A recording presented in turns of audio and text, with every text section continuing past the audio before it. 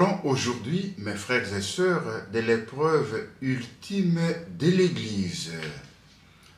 Avant l'avènement du Christ, l'Église doit passer par une épreuve finale qui ébranlera la foi de nombreux croyants. Confère Luc chapitre 18, verset 8, Matthieu chapitre 24, verset 12.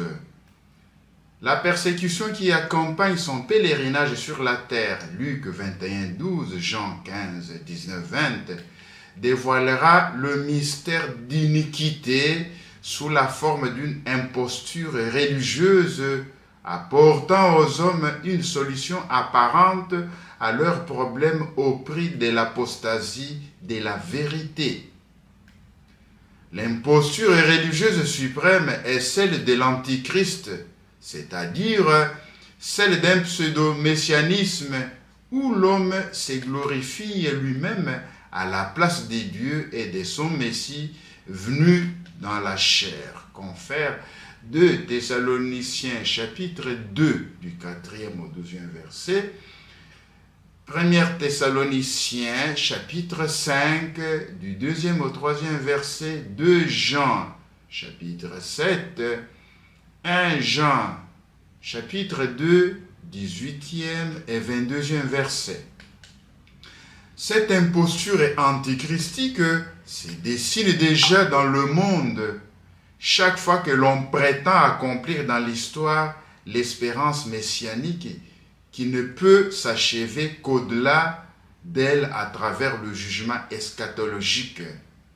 Même sous sa forme mitigée, l'Église a rejeté cette falsification du royaume à venir sous le nom de millénarisme, surtout sous la forme politique des messianismes sécularisés, intrinsèquement perverse.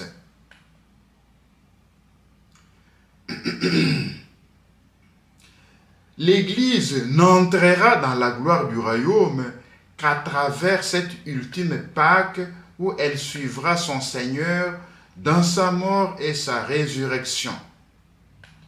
Le royaume ne s'accomplira donc pas par un triomphe historique de l'Église. Apocalypse chapitre 13 verset 8.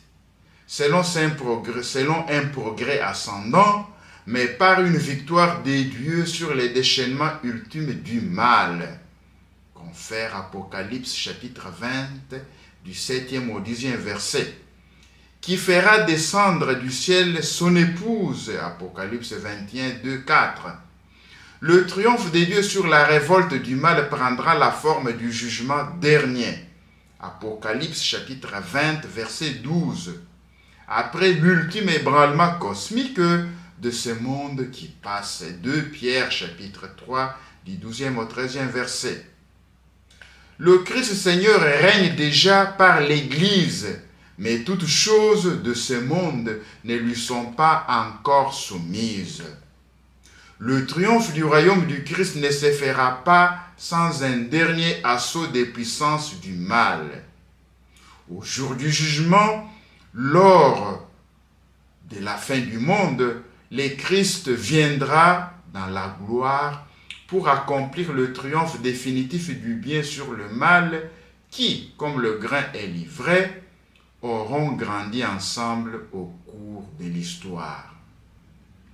En venant à la fin des temps, juger les vivants et les morts, le Christ glorieux révélera la disposition secrète des cœurs et rendra à chaque homme selon ses œuvres et selon son accueil ou son refus de la grâce.